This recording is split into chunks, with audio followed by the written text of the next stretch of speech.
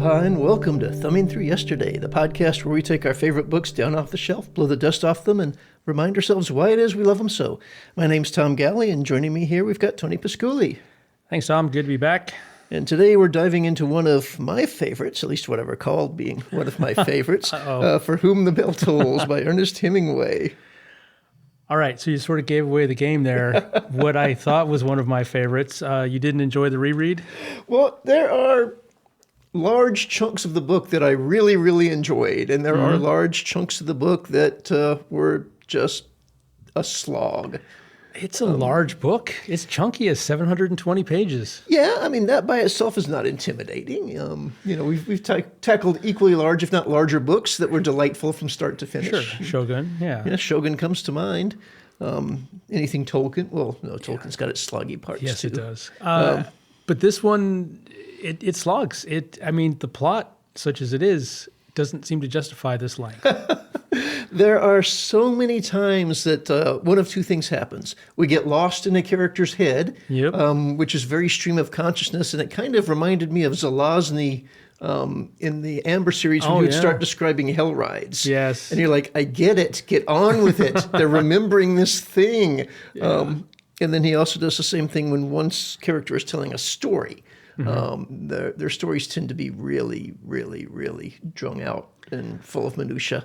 The thing I found more frustrating, and there's great parts too, we'll get to the great parts. Indeed. But the thing I found frustrating is the constant backwards action. Like the business with Pablo. It's like there's that really gripping scene where they're all sitting around thinking, do we just need to kill Pablo? Do we just need to kill this man right now because he's a threat to our little guerrilla band?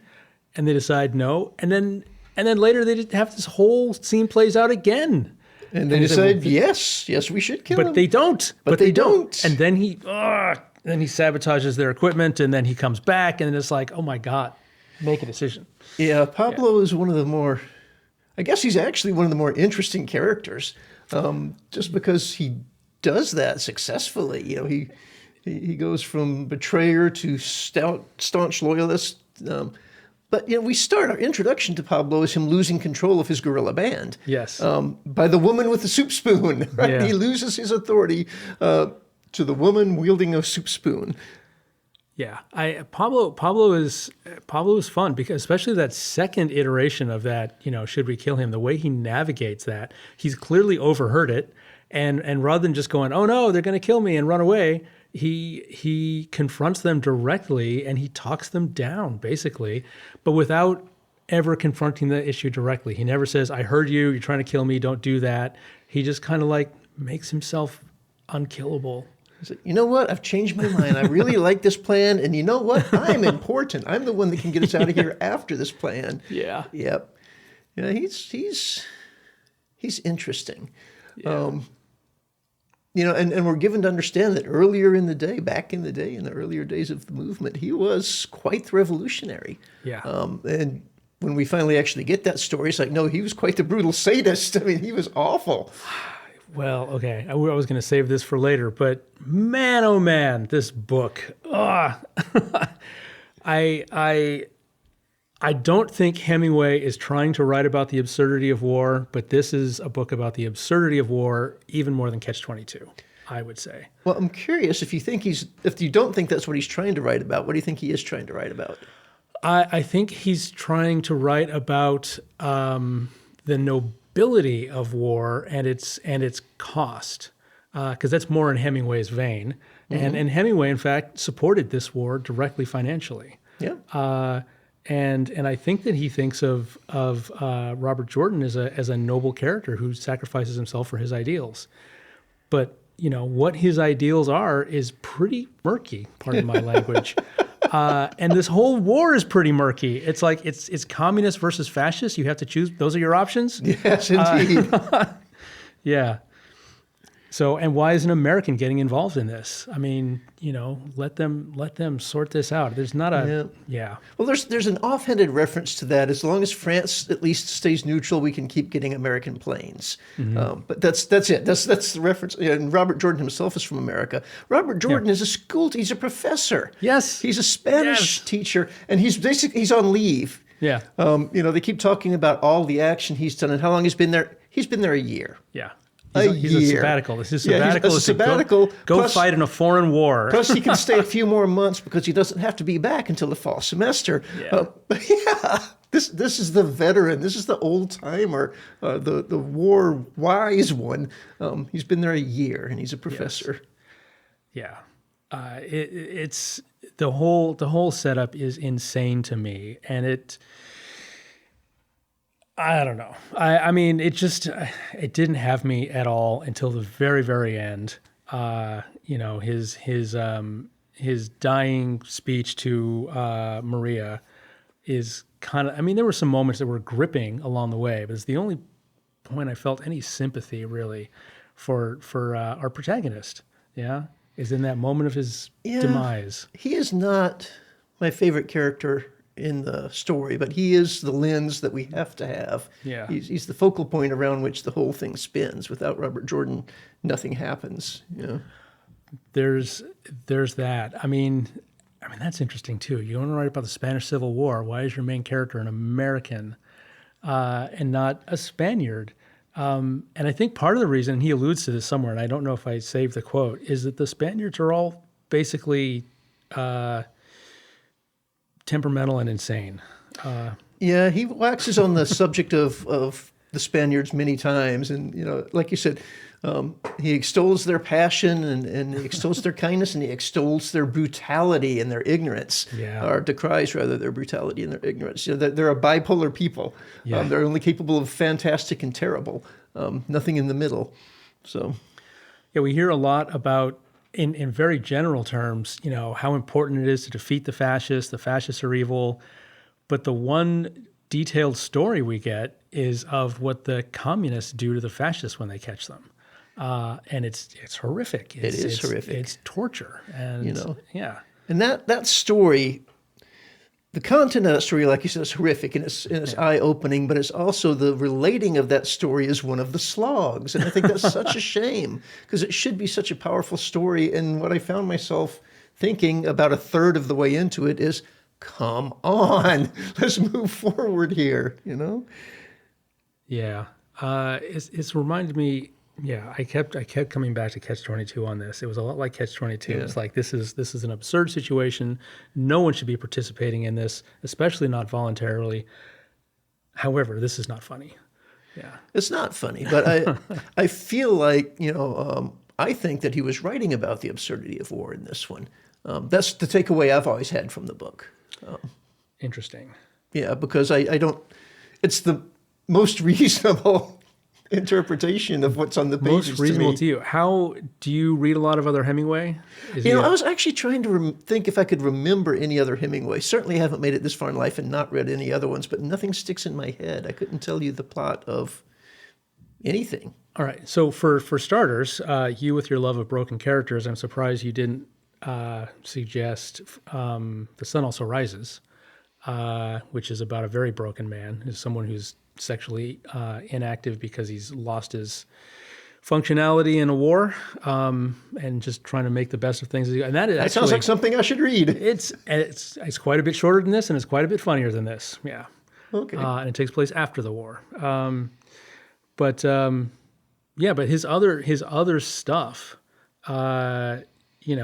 is mostly about men confronting their duty and doing it nobly, even if they know they're going to die, and dying well, or doing what they have to do well, even if it's not the best thing for them. So I mean, I could be wrong. I think for me, it seems like a modern sensibility to say that he's writing about the absurdity of war when he didn't write about the absurdity of bullfights, which I think are absurd by a modern sensibility. Yeah, he spent a lot of time. He clearly likes that culture and admires the people that participate in it. Yeah. So, but that is to his credit. I mean, one of the things he wanted to do was sort of capture what it was like, and this is sort of a really a boots on the ground, perspective of a war that most people did not have. This is written, like in the pre World War II, basically. This is the very early days of World War II, just starting to break out. And people didn't know about these things. We didn't have a lot of experience. We didn't have, newsreels, I think, were just starting to happen. Newspapers were shallow. This is a very, very in-depth treatment of war that was pretty new. And the fact that we could take completely opposite opinions from it is a testament to how well he captures the details and presents them, I think, authentically, and doesn't try to spin something. Yeah. So, Well, one of the things before I even got to the story, when I was going through the prologues and the introductions, this is what Hemingway himself had to say about being a writer. A writer's job is to tell the truth. His standard of fidelity to the truth should be so high that his invention, out of his experience, should produce a truer account than anything factual can be. For facts can be observed badly, but when a good writer is creating something, he has the time and scope to make of it an absolute truth. that is an outstanding quote. It really is an outstanding quote, and I think to a large degree he kind of succeeded with that. I mean, the fact that you and I have different takeaways from it, I think is actually a tribute to the depth of it, Yes. as opposed to a criticism of missing something. Indeed. And that just makes a lot of what happens even more horrifying, is that he's not like Heller trying to tell you that this is absurd. He's just showing what is, and you're just like, oh my God, like who's it? Andres, who comes with a message that they need to delay the attack. That is such a fun, that point at which he sends Andres off. Yeah. That's the moment that the book picks back up for me, and from Yes. there to the end, it's a page turner. Yeah. And they're jumping back and forth between that and the parallel action of getting ready for the attack and the attack itself. And go Andreas, go Andreas. He can't make it, but you're rooting Yeah. for him. You want him to get there. And he almost gets killed by the first guard that he encounters. He almost gets arrested by the first officer he encounters. He does get arrested by the third officer he encounters. It's all the way you're just wailing. It's like, no, let Andreas go. Stop this thing. Yeah, everyone's just so no one seems to be pursuing the war with any kind of, aside from our protagonist, very few of the people are pursuing the war with any kind of efficiency or nobility. They're just there, just mucking about. A lot of the leaders are not Spanish. They're who this guy at the end is Russian. He's Russian. Yeah, Yeah. and he doesn't give a damn about the Spaniards. He does not give a damn. Yeah. He's happy about his rank. He's happy about his position in the party. Yeah. And he doesn't know what he's doing. Right. So That too. he looks at contour maps. He can't read contour maps, but he's in a room full of other people. So he reaches out and sticks a finger on the map and says, "There is the weak spot." Yeah. And everyone else has to follow him because he's so connected. And that could be a scene straight out of Catch-22. It really could. Except, like you said, there's no comedy to this. Yes. There's futility to this. Because from the start, when Robert Jordan gets his orders, he knows they're bad orders, but he's going to follow them because they are the orders. And the general giving him goats, Goals, I think. Yeah. knows that they're bad orders. Yeah. But he has to give them because, again, his higher up is better connected than he is. Yeah. So once upon a time you read this book and you decided that you liked it. When was that? Well, okay, so this is in my early college days. Somewhere between 90 and 92. I can get it that close because I remember who I was dating, but I was introduced to Metallica. Metallica was not a new group at the time, but I had been very dismissive of them. Yeah. I was into older things, Dio, Ozzy, Gamma, Ronnie Montrose. Anyway, so I finally broke down and listened to some of this Metallica, and it turns out they were pretty cool. But my girlfriend talked about the fact that she listened to the song For Whom the Bell Tolls, and it made her want to read Hemingway. So I went out and I bought the Ride the Lightning album, which is a fantastic album.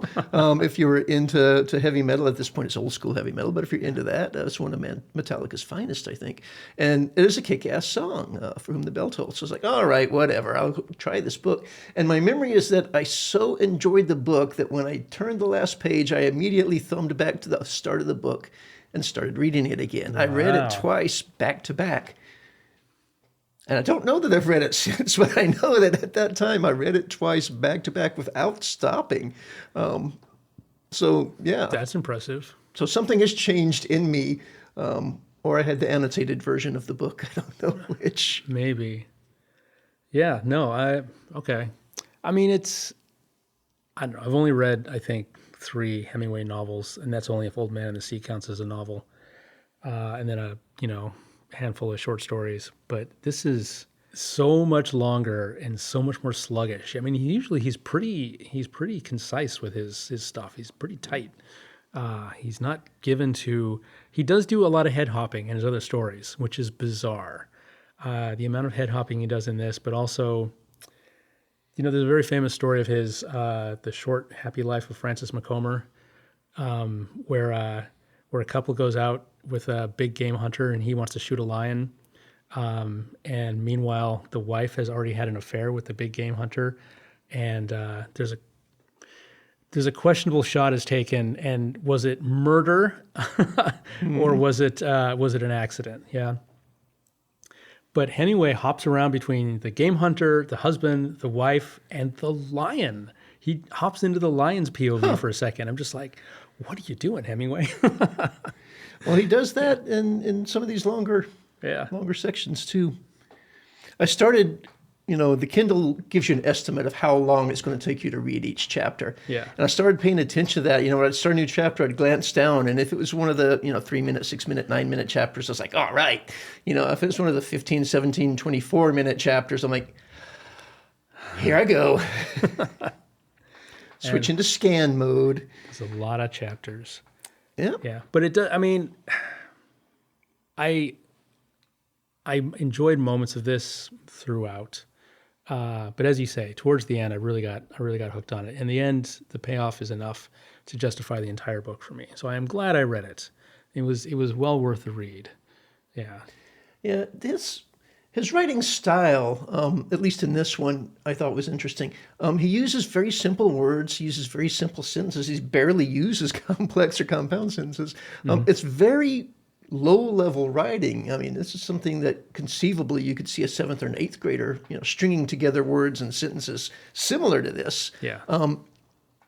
And yet, I mean, despite the fact that there's some real tedious chunks in it, it's still beautiful. Yeah. Or it can still be beautiful. And it can still be very, almost because it's so incrementally built, it's solid. Yeah. Yeah. I would say that's one of the hallmarks of Hemingway's writing is his sort of spare prose. He doesn't dress it up. He's just sort of like, just the facts, ma'am. And yet, depending on what facts you choose to write about, like here's a quote that just happens to be up on my screen. And this is a sentence of literally every word in this sentence but one is a single syllable. You never kill anyone that you want to kill in a war. And it's just like, wow, that just hits hard. Yeah. It's like you get involved in a war for reasons and you think there are bad people and those are not the people you get to kill, man. You just got to kill who's in front of your gun. Yep. Yeah. This is Maria lamenting the fact that they're not killing the people who were so uncourteous to her. Yes. Yeah. And his response to that. So do you have a favorite character in here? We've dispensed with Robert Jordan. I mean, I don't get him. I don't understand. I mean, he shouldn't be there in the first place. He loves Spain. I get that. But especially once he takes Maria under his protection, I'm just like screaming at him on every page. It's like, get her out of there. Just go. Just take this woman and go. Yep. And you can have a life and you can save a life. And that is more good than you're going to do in this war, is to take care of her for the rest of your life. And it's just beyond frustrating to me that he doesn't do that. Yeah. I like Maria. She doesn't have a lot of agency, but she's very passionate. She doesn't get to do much. I mean, that's not fair to say she doesn't have agency. She gets battered around a lot by fate. But she makes some heavy decisions with this guy. Yeah. She does. Yeah. She reminded me a bit of the Hollywood starlets in like 1920s movies. And it's just, the eyes meet and, oh, darling, oh, my love, oh, baby, and just this instant all in yes. Idea of love, which he reciprocates. Yeah. which is weird. This is something I guess he said buried inside him because he didn't think it was there. Yeah. Right. And he even jokes with his commanding general initially, women aren't a problem for me, you know. Yeah. Until Maria. He just met a girl named Maria. Who is nominally ugly because they have shaved her head. And it's Yeah. growing back slowly. And everyone's just like, wow, if only she had hair, she'd be beautiful. It's like, oh my God, dude, you never seen a woman with a hat before? I don't know. It's just strange. But he can see through that, and he respects her inner beauty. And yeah, so it's nice. It's a nice series of stolen moments there, and I really want it to work out for them, and I just know it's not going to. You just know it. You don't get into a book like this with happy endings. It just, ever. I had forgotten that anyone survived. I thought this was a Hunchback of Notre Dame situation where everyone's going to be dead by the end of the book. But no, some of them make it out. Yeah. Including Pablo. Damn it. So, once upon a time, you liked this book so much you read it back to back. Now, I take it it's fallen off your list. Yeah, I mean, if I were to take a pair of scissors to the book, I could probably get it back on the list, the abridged version, go through and take out chunks. I dare say it would be more than half the book would end up on the cutting room floor. And I'm sure it would lose something because of that. I mean, trying to go through and keep the story, Pilar's story of the start of the revolution, but trim it down to 20 pages. Surely something would be lost in that. I wonder how much you would lose by not having that first should we kill Pablo or should we not go around and just starting with the second one. Yeah, I mean that was very frustrating to me. It's like, okay, we had a moment and then nothing was resolved, and that's frustrating already by itself. Mm-hmm. You create a bunch of tension and you just kind of go, anyway, and then it's like, oh, we're going to come back and create some more tension and we're going to go anyway again? No, man. Well, that first one, right? Robert Jordan walks into the cave, and 5 minutes later, he's in this position where he's not sure if he has to kill this guy to defend himself, and he doesn't know any of the people other than the old man Anselmo, my favorite character, by the way, who Anselmo, I think. There we go. Who showed him into the room. So that I felt was like kind of a false start, And it does come back around. They get back on that same wheel again. Yeah. And it's much more obvious at that point in time. But, I can see from Robert Jordan's point of view, do I shoot this guy? What's going to happen if I shoot this guy? I'm in a room full of people who this guy until 2 minutes ago was the leader of. I've just watched him be usurped by a lady with a soup spoon, and now I'm thinking about killing him. Yeah. I don't know what to do here, Yeah, no, that was great. I think I just didn't want to see it happen twice, and I wanted to. It doesn't have to resolve. I mean, you can maintain that tension, certainly, and it can come out another way, but it can't come out for me. It can't come out in the exact same way again and remain unresolved until the second time. I felt like Pablo was egging it on. Pablo was deliberately inciting and exacerbating, trying to see how far he could push it. And then when he walked out and, sat there and listened to the conversation, I think he was rather taken aback by the fact, oh, I succeeded. They actually do want to kill me now. Yeah. Yikes. What do I do? He was drunk the second time, too. He might have been drunk the first time. He's usually drunk. Yeah, spent a lot of time drunk. Yeah. And, had they killed him, things would have gone much better. Yeah. All right, here's a question. What do you think of the euphemisms in the book? So there are two things about the language that kept pulling me out of the story. One of them was the euphemisms. Mm-hmm. And I'm trying in my head to think if they were actually saying that, if I was actually obscenity saying that I really didn't like the obscenities that he's using in the obscenity story. I don't believe so. I wrestled with that initially, and then I read some commentary on it and said that he had to change some stuff based on his editor's notes. They wanted him to take out a lot more of the obscene language than he already had. So I think it was just, at the time you just simply couldn't publish these things. Mm-hmm. Although he did manage to sneak in a few in Spanish. I'm sure you caught those. I figured anything that was in Spanish without a translation was, Yeah. dirty in some way. And that was the other thing that I felt like he treated inconsistently. Was my assumption was that because we're living in Spain and we're dealing with mostly Spaniards, that what we're reading was being spoken in Spanish. And sometimes he would have commentary that would lead you to believe that, yes, we're reading a translation of something spoken in Spanish. And then sometimes you'd read something that would lead you to believe, no, it's in English. And then sometimes it'd be explicit. This was in English because this guy didn't understand it and asked in Spanish. But, you've got a character saying something, and then the commentary after it sounded so wonderful in Spanish. Yeah. It's like, why is that significant? So I didn't have any problem just assuming I was reading a translation of Spanish interactions, but he kept calling attention to it in ways that made me question my assumptions. He did. That didn't bother me once I adapted to it. Like he would often have a piece of dialogue in Spanish and then repeat it again in English immediately afterwards. And as far as I could tell, those were very close translations. I agree. Except for the places where there was an obscenity in Spanish. If there was, again, and I wanted to go through and highlight all of those because that's something I want to go back and stick in the file, for future use, possibly. Yeah. But yeah, if there was Spanish not followed by English, I figured, it wouldn't have gotten past the censors. That didn't bother me. What bothered me is towards the end, there were some of the generals there were speaking French at a key scene, and these seemed like really important moments, and I didn't know what they were saying because he didn't bother to translate those. He didn't give us the translation of those, yeah. And Kindle, frustratingly, was not doing a very good job of translating for me. So I'm just like, yeah, okay. I guess remember those moments as well. Yeah. The these, thous, and thys never stopped being odd to me. To the last page of the book, I'm like, this isn't really how people talked.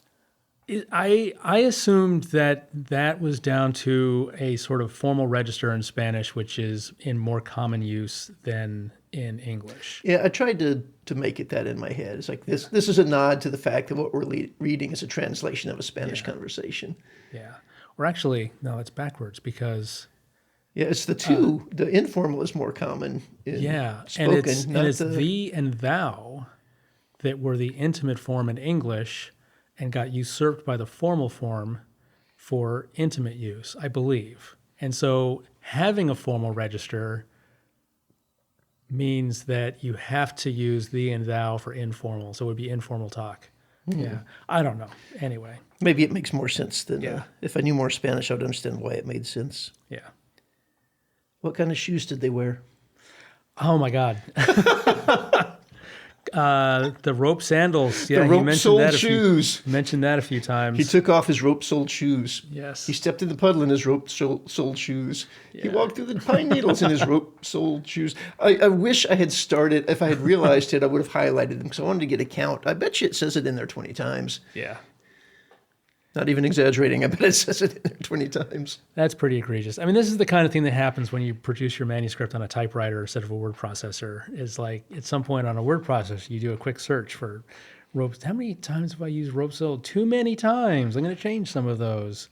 Yeah. Yeah, but you can't go back. You can't even go back and read a manuscript like this all that often because it's just, I mean, it's going to take you a couple of days just to get through your own manuscript.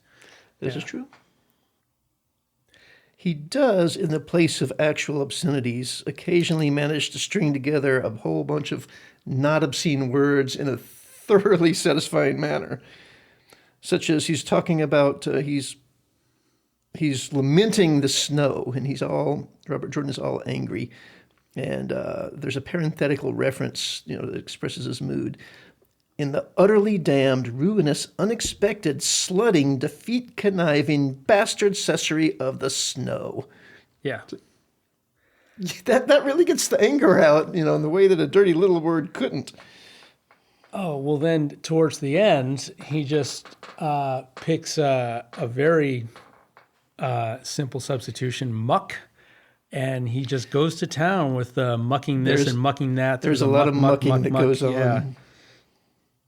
Oh, the death of El Zorro, that was so wonderful.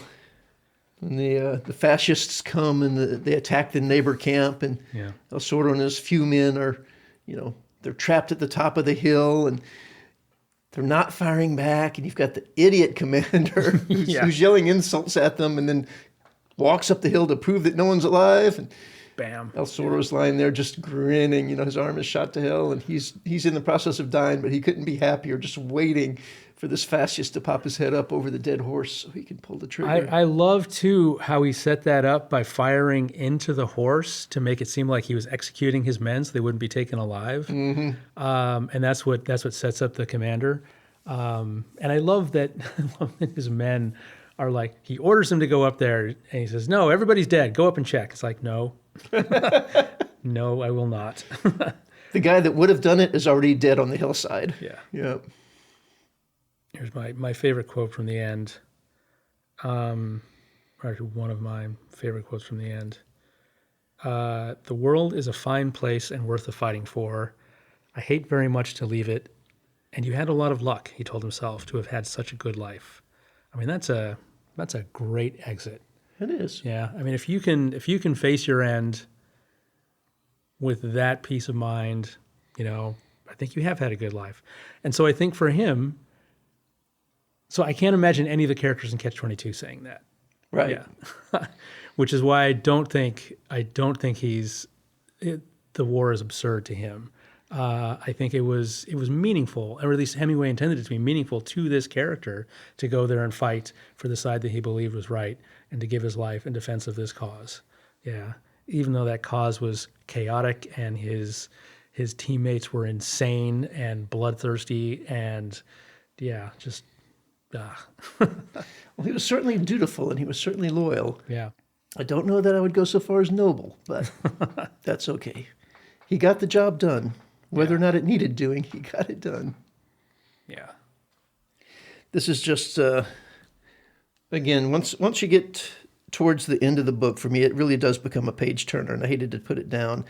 But there's a section there that just is such a beautiful tension-building moment. He has just completed packing the explosives under the bridge. Mm-hmm. He heard firing, and as he walked, he felt it in the pit of his stomach as though it echoed in his own diaphragm. It was closer now as he walked, and he looked back at the bend in the road, but it was still clear of any car or tank or men. It was still clear when he was halfway to the end of the bridge. It was still clear when he was 3/4 of the way, his wire running clear and unfouled. And it was still clear as he climbed around behind the enemy sentry box. He just does this incremental, Yeah. He's got the job so almost done, but the bad guys are coming, and you can see the if this was a film, the cuts back and forth between him moving and what he's seeing him, and them getting shorter and shorter and shorter, and the music crescendoing, Yeah.